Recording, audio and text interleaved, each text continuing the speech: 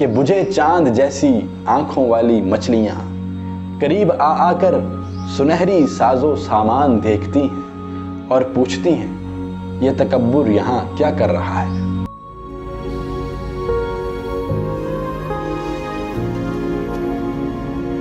دوستو یہ جہاز تو 1912 یعنی 1912 عیسوی میں اپنے سفر کے لیے روانہ ہوا تھا، لیکن اس کہانی کا آغاز 1 سال پہلے 1911 عیسوی سے شروع ہو جاتا ہے، جب ایک برفانی تودے نے سمندر میں اپنا سفر شروع کیا تھا۔ یہ برفانی تودہ دیگر برفانی تودوں سے بالکل مختلف تھا، جو 1 سال سے مسلسل بحر اوقیانوس میں اپنا سفر جاری رکھے ہوئے تھا، اور کسی کو یہ معلوم نہیں تھا کہ اس تودے کی آخری منزل کہاں ہے۔ اور بالآخر ٹائٹینک سے ٹکرانے کے بعد یہ طوفانی تودہ بھی اس قدر متاثر ہوا کہ بکھر کر سمندر کی وسعتوں میں پانی کی شکل میں گم ہو گیا۔ 10 اپریل 1912 عیسوی کو جب دن 12 بجے ٹائٹینک نے برطانوی بندرگاہ ساؤتھ میپٹن سے اپنا سفر شروع کیا تھا تو 882 فٹ لمبے اور 104 فٹ چوڑے اس جہاز کے تذکرے دنیا بھر کے اخباروں میں کیے گئے تھے۔ اس کے متعلق انٹرنیشنل مرکنٹائل میرین کمپنی کے نائب صدر البرائٹ فرینکلن کا بیان خاصا مشہور بلکہ بدنام ہوا، جب 15 اپریل کو کینیڈا کے ساحل سے 600 کلومیٹر دور کھلے بحر اوقیانوس میں اس برفانی تودے سے ٹکرانے کے بعد ٹائٹینک کا وائرلیس رابطہ منقطع ہو گیا اور لوگوں نے جہاز ران کمپنی کے دفتر سے معلومات لینے کی خاطر رابطہ کیا تو فرینکلن صاحب نے 10:30 بجے کے قریب یہ کہا تھا کہ ٹائٹینک کے ڈوبنے کا کوئی خطرہ نہیں ہے اور ہم مکمل طور پر مطمئن ہیں کہ یہ جہاز ناقابل غرقابی یعنی انسنکیبل ہے۔ لیکن بعد میں جب پتہ چلا کہ ٹائٹینک سمندر کی گہرائیوں میں غرق ہو گیا ہے اور اس حادثے میں 1,500 کے قریب افراد جان سے ہاتھ دھو بیٹھے ہیں تو فرینکلن کے بیان کا خوب مذاق اڑایا گیا، جس کا سلسلہ آج بھی جاری ہے۔ لیکن کیا فرینکلن کی بات اتنی ہی غلط تھی؟ ٹائٹینک سمندر میں ضرور ڈوبا، لیکن عوام کے ذہنوں سے اس کے نشان مٹنے کا نام ہی نہیں لے رہے۔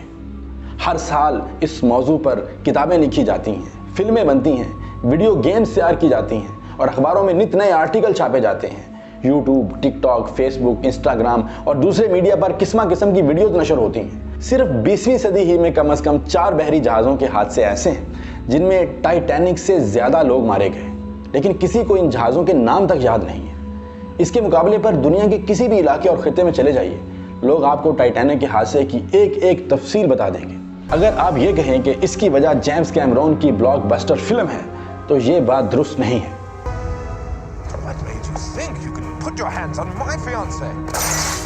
1997 میں کیٹ وینسلٹ اور لیونارڈو ڈی کیپریو کی المیہ فلم سے پہلے بھی ٹائٹینک پر 11 فلمیں بن چکی تھیں۔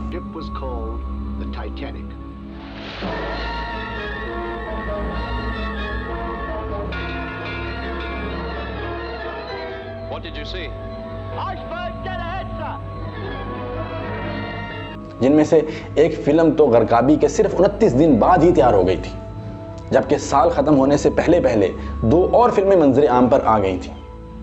1997 کے بعد بھی اب تک اس موضوع پر مزید 6 فلمیں بن چکی ہیں اور ہو سکتا ہے کہ مستقبل قریب میں یہ سلسلہ جاری رہے۔ درجنوں کے حساب سے بننے والی دستاویزی فلمیں اور ٹیلی ویژن پروگرام اس کے علاوہ ہیں۔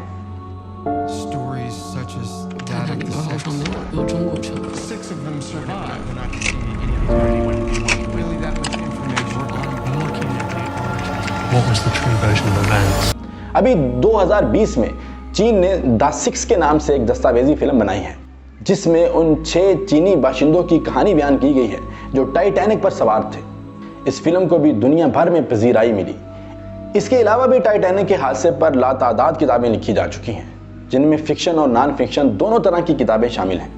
اس ضمن میں معروف مورخ سٹیون بیل کا ایک بیان خاصا مشہور ہوا تھا، جنہوں نے کہا تھا کہ 3 موضوعات جن پر سب سے زیادہ لکھا گیا ہے وہ ہیں عیسیٰ علیہ السلام، امریکی خانہ جنگی اور ٹائٹینک۔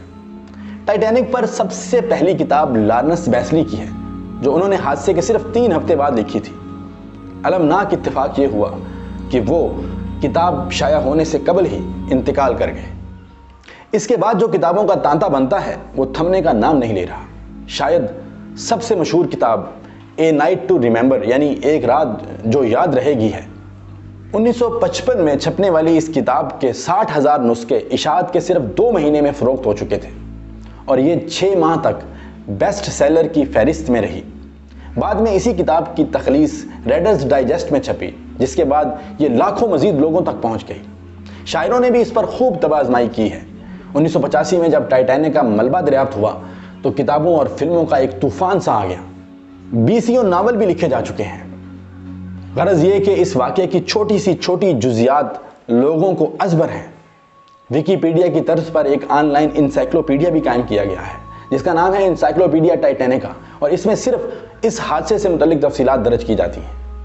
امریکہ میں کم از کم 2 عجائب گھر ٹائٹینک کی یادگاروں پر مشتمل ہیں جہاں ہزاروں لوگ جا کر اس جہاز سے متعلق اشیاء کی نمائش دیکھتے ہیں۔ تو سوال اٹھتا ہے کہ کیا وجہ ہے کہ ٹائٹینک کا حادثہ لوگوں کے ذہنوں میں آج تک زندہ ہے اور یہ غرق ہونے والا جہاز یادوں سے غرق ہونے کا نام ہی نہیں لے رہا؟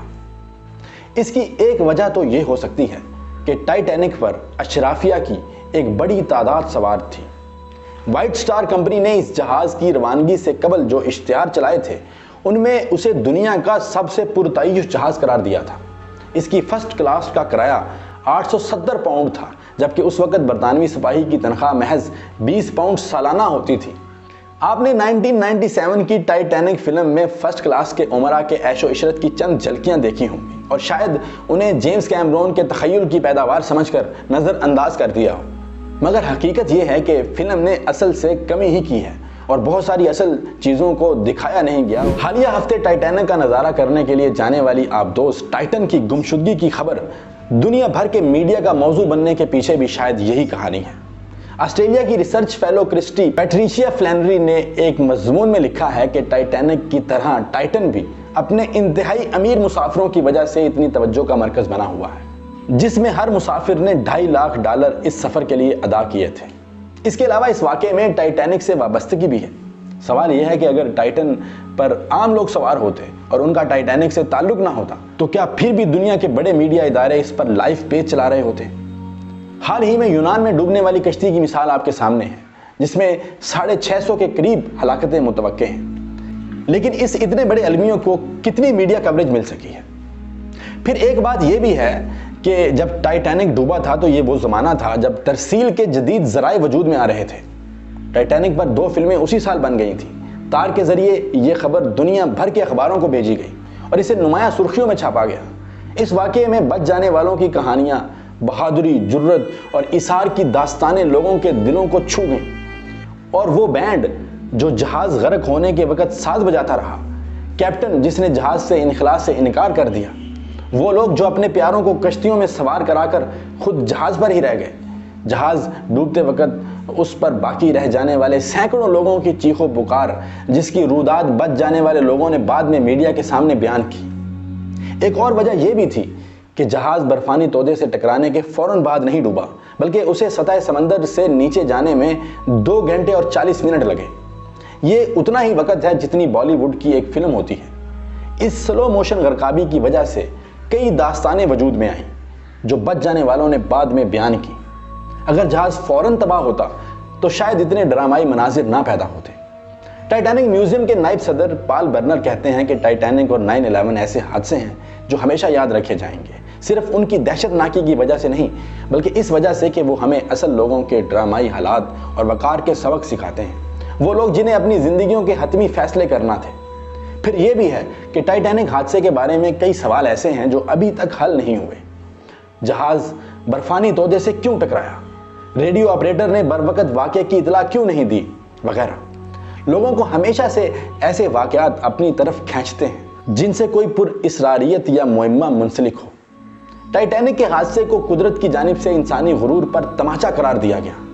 جہاز ران کمپنی اور اس زمانے کے میڈیا نے جس طرح اس کی ٹیکنالوجی کی تشہیر کی تھی، ناقدین اسی بات کو لے اڑے، اور اس حادثے کو مذہبی رہنماؤں نے خاص طور پر اس بات کی دلیل کے طور پر پیش کیا کہ انسان جتنی بھی ترقی کر لے وہ قدرت کے سامنے ہمیشہ بے بس رہے گا۔